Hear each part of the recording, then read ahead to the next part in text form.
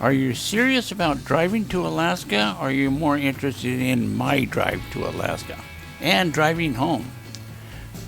First of all, Alaska is a long ways off, and Alaska is huge. It is big. Everybody thinks of Alaska and the Alaska Highway, which is only about 1,400 miles long, but you can drive in Alaska and put up to about 8,000 or 9,000 miles.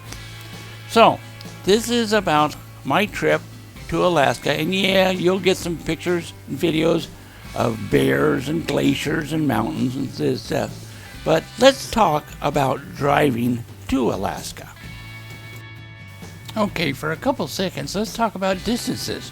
Just from Laguna Woods to Vancouver, Canada is 1,400 miles. Then again, the distance from Vancouver to Fairbanks, Alaska is another 1,709 miles. Alright, so that means that the distance from Laguna Woods, California to Fairbanks, Alaska is about 3,100 miles. Now that's the shortest route. It is not necessarily the most picturesque route. So, keeping in mind that that drive is in two directions, that's 6,000 miles alone. Another thing to take into consideration besides the distance is the driver. You don't want the driver to drive too far, too fast, miss some of the sights, and or become too tired. So the planning has to take into consideration of both the vehicle you're pulling and the distances that are being driven. I am pulling a 7,000-pound trailer with a Ford Expedition, lots of power. My friend is driving a motorhome with a tow vehicle and back. Let's make one last comment here before we get into statistics. If you have to think about the cost of gasoline on a trip like this, my suggestion is don't go. Take a cruise or fly. That's the other way. Now, because we didn't take the most direct route, the entire trip came up to 11,269 miles. That's more than a couple miles. Because we did not want the driver to get overly tired, the entire trip took 105 days. Alright, here's another statistic for you. The total cost of gasoline for the entire trip was $4,163.31. That's a bunch of gasoline.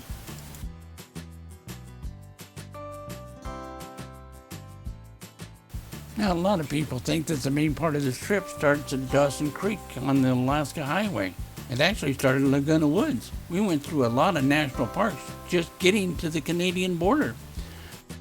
We finally crossed the border near Cranberry, British Columbia, then spent 3 days in Lake Louise, where we met Bob and Joyce, 2 days in Jasper, 2 days in Prince George, a day in McLeod's Lake, and finally got to Dawson Creek and the start of the Alaska Highway. The drive from the Canadian border to Dawson Creek is about 700 miles, and it goes through some of the most beautiful country. Lakes, mountains, rivers, streams, beautiful.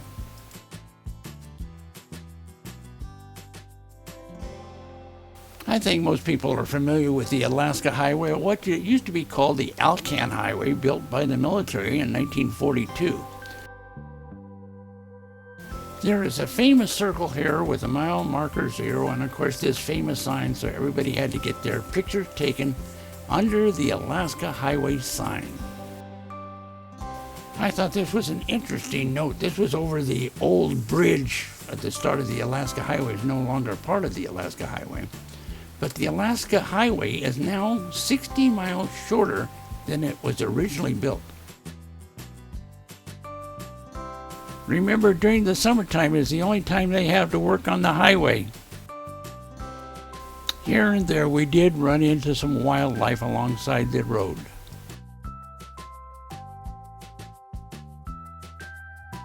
Just a note about the highways. The highways in Alaska and the highways in Canada are almost all in beautiful condition. Once in a while, here and there, you'd find a few potholes, but basically in good condition. Here's one thing that people don't seem to understand when driving to Alaska.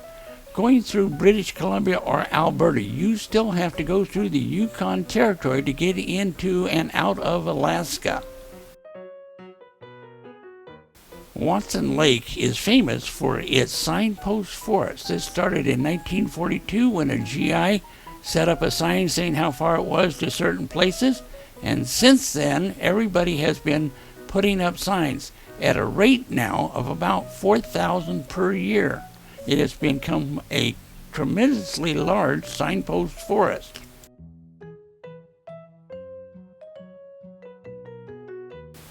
All right, let's take a minute and talk about the Yukon and the city of Whitehorse in the Yukon Territory.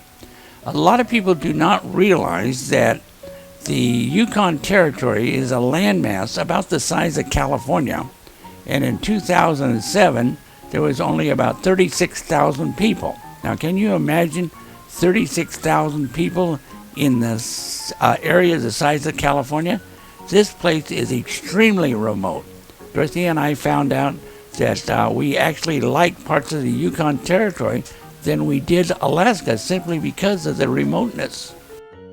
Now, I talked about the population in the Yukon Territory. The city of Whitehorse holds about 20, maybe 22,000 people. So about 80 to 90% of all the people in the Yukon Territory live in a single city.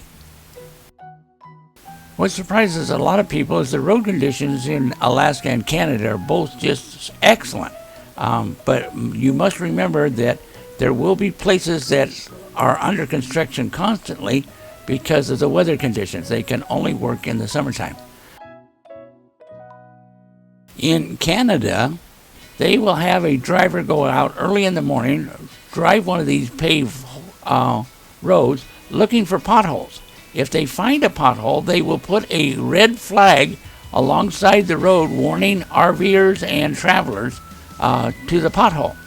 Later that same day, Canada is very good about going in with another truck and filling the pothole. So it is a constant update. Now, in Alaska, they're not quite so quick. They will go out and mark potholes and warn you of anything to be careful of so you can slow your speed down.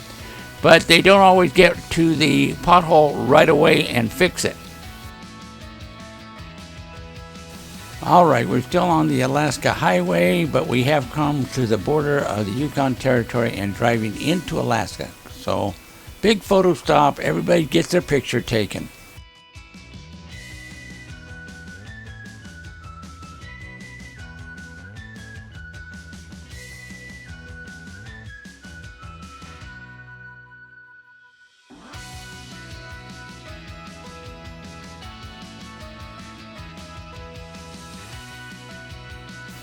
The Alaska Highway ends at Delta Junction. Total length is 1,422 miles. Now, the reason why it didn't go all the way to Fairbanks is there was already a highway from Fairbanks down to Delta Junction. So that's why the Alaska Highway ends at Delta Junction. There is a highway that runs between Fairbanks, Alaska and Prudhoe Bay at the very north.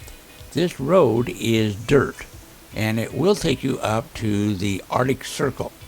Bob and Joyce took a tour bus up to the Arctic Circle, as Dorothy and I had done that with Ian in 1999. Now, this is a dirt road, and it is a high-speed road. The big 18-wheeler trucks will drive this thing at 70 miles an hour. So it's far better if you want to go up to see the Arctic Circle, take a tour bus. Denali National Park is the largest national park in the United States. What a lot of people don't realize is you can only drive your private car 14 miles into Denali. You can take a tour bus a little bit further, but the best way to get into the interior is through a U.S. Forestry shuttle bus.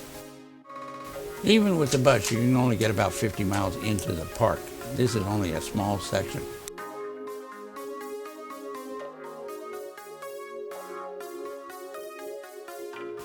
We all took the U.S. Forestry shuttle bus about 50 miles into the park, and some areas was a hair-raising ride. I mean, the road got to be extremely narrow along very high cliffs, and strictly one way. So you hope that you don't run into another vehicle coming the other direction. But it was what we call an e-ride.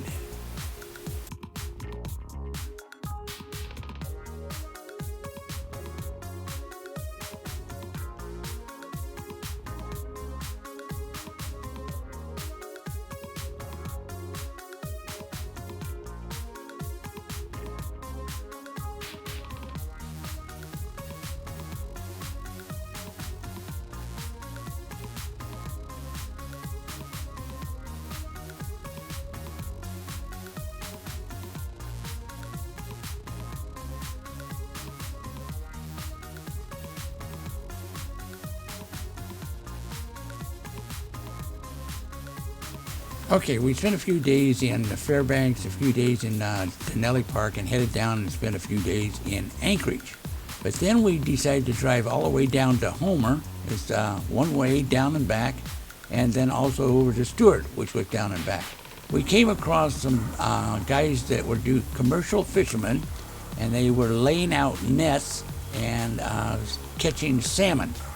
They are not allowed to leave these nets out overnight. They have to set up the nets in the morning and bring them back in the evening time. These are residents of Alaska lining the entrance to the Canine River. They are the only ones that are allowed to use nets. They are using nets on the end of a long PVC pole.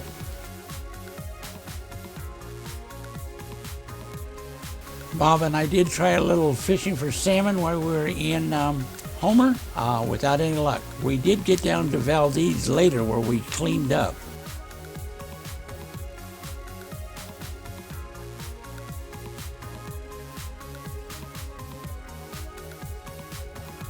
All right, we visited Stewart, we visited Homer, and we got back onto the highway and headed for Valdez.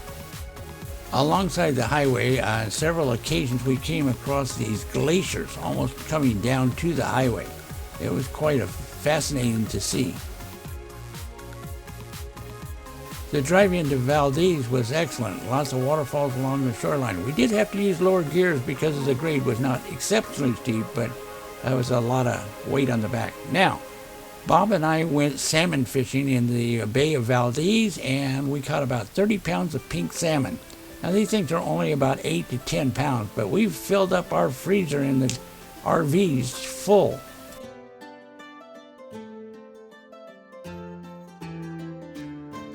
There's tour boats going out of Valdez over to, I guess it was Haines, I'm not positive of that, to where there's glaciers coming right down to the ocean's edge. A lot of icebergs floating around the water with wildlife. And Dorothy and I had taken this trip in 1999, so Bob and Joyce took some good photographs.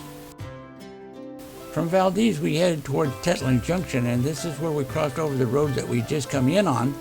And what we were doing is we were headed for Chicken, Alaska on the Taylor Highway. Now in 1999, this road was entirely dirt. This time in 2007, it was paved within a couple miles of Chicken, Alaska. Now, from Chicken, Alaska to Dawson City, the road is entirely dirt. We drove this in a rainstorm, which makes the roads very slippery, with a travel trailer on the back that was sliding all over the place. It took us 8 hours to drive 108 miles. Chicken, Alaska is a lot of fun. There's only 4 stores there, a gas pump, and some outhouses, but it's rather picturesque.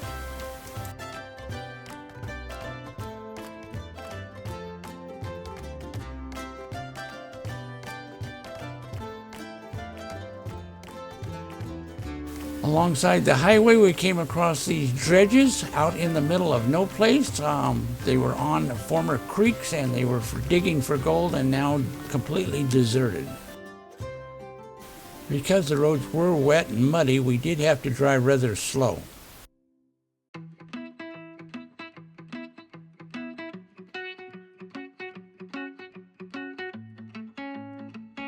We finally made the border crossing from Alaska back into the Yukon Territory.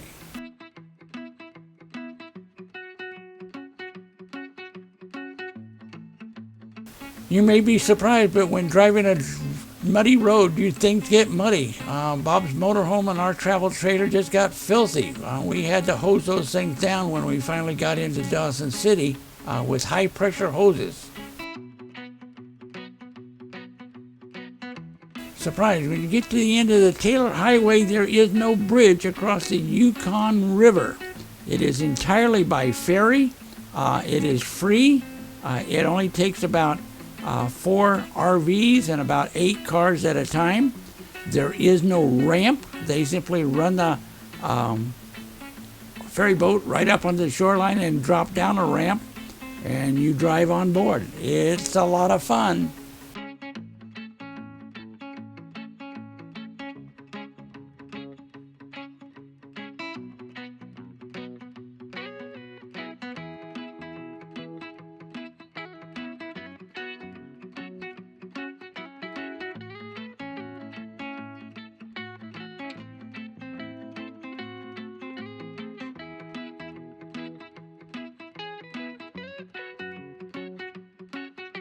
All right, Dorothy is holding the camera and I'm pulling the trailer onto the ferry boat. It's a thrilling job trying to maneuver in there very, very carefully and very slowly.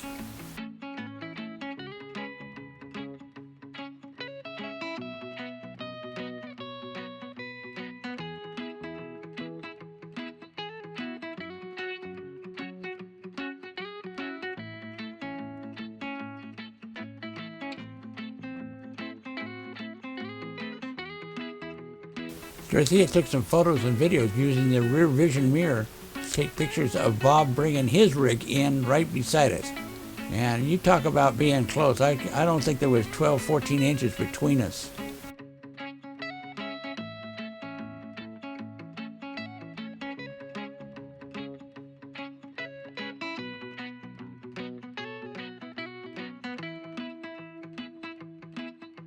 They fill that ferry boat to capacity, and then we go across the Yukon River. Kind of exciting. You sit there in your car and you get to watch everything going on. Now that's Dawson City, and again, there is no formal landing area. They simply drive the boat right up onto the shoreline and drop the ramp down, and then everybody drives off. They take another load back and forth. It's all paid for by the government of Canada.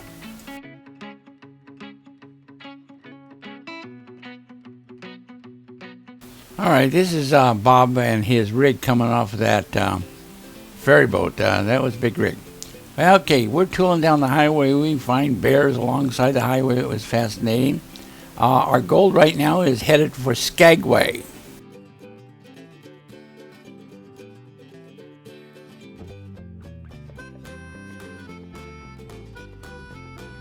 By the way, in Dawson City was Jack London's cabin where he wrote The Call of the Wild.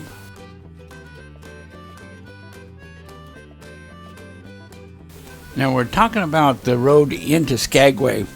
The road into Skagway is extremely steep. It's 11% for 11 miles, and we had to use lower gears for our travel trailer and for the motorhome. Now, Skagway is also famous for the back in the days of the gold miners, where the gold miners landed in Skagway, had to carry a ton of supplies to get into Canada to get up north to where the gold fields were.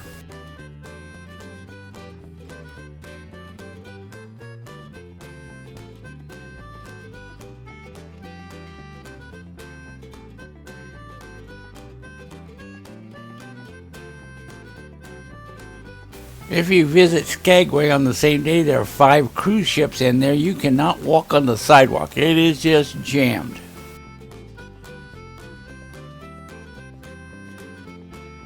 While on one of our hikes, I got pictures of a marten. Very cute little thing. As you drive through Alaska, you just continually come to one glacier after another. All of them just beautiful. Hyder, Alaska is a very tiny little town at the very southern tip of the Alaska Panhandle. The only way to get into Hyder is by way of Stewart, British Columbia. The National Park Service has built a viewing platform at Fish Creek, just a couple miles out of downtown Hyder. And here people gather on a platform probably about a quarter of a mile in length and about 6 to 8 feet off the ground, as you can see here.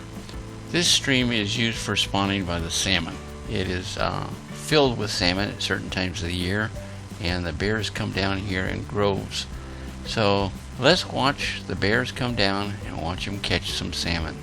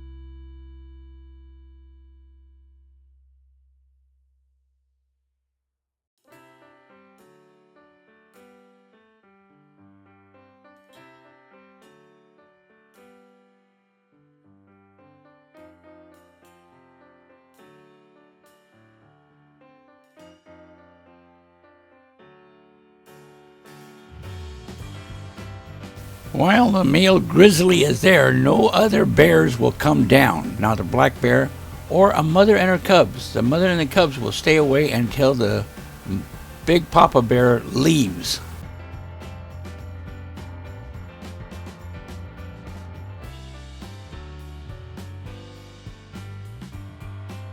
So a mother bear and 3 cubs came down. We estimate the cubs were about 2 years old. The cubs will stay with the mother until she becomes pregnant again.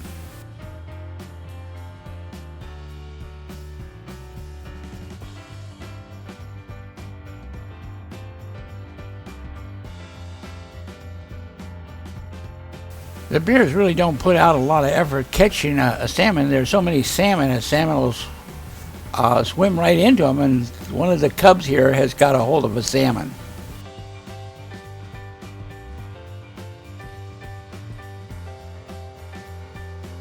After a salmon spawns, they will die, and surprisingly enough, the bears will not go after the dead salmon along the shoreline.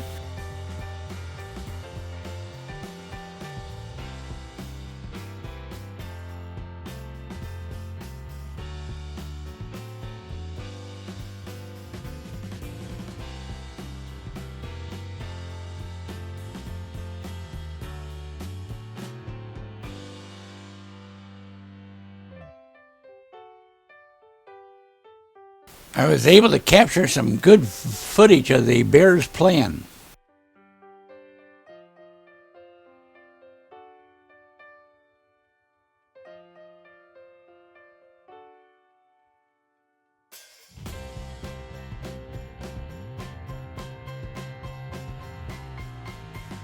So we have a tug of war. Who's going to get the fish?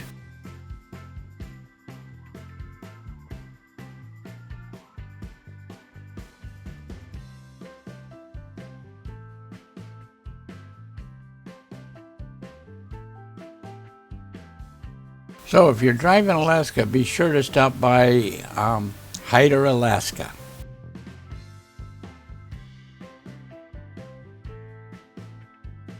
Now, if you follow the road above the Fish Creek National Monument area, you do find the road to Salmon Glacier. This is an extremely rough road.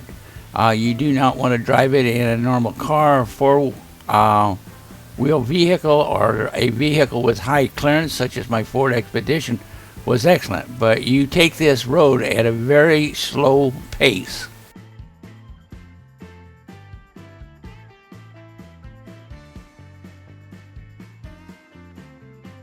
You're going to actually get up and above the Salmon Glacier and look right down on it. It's really fascinating.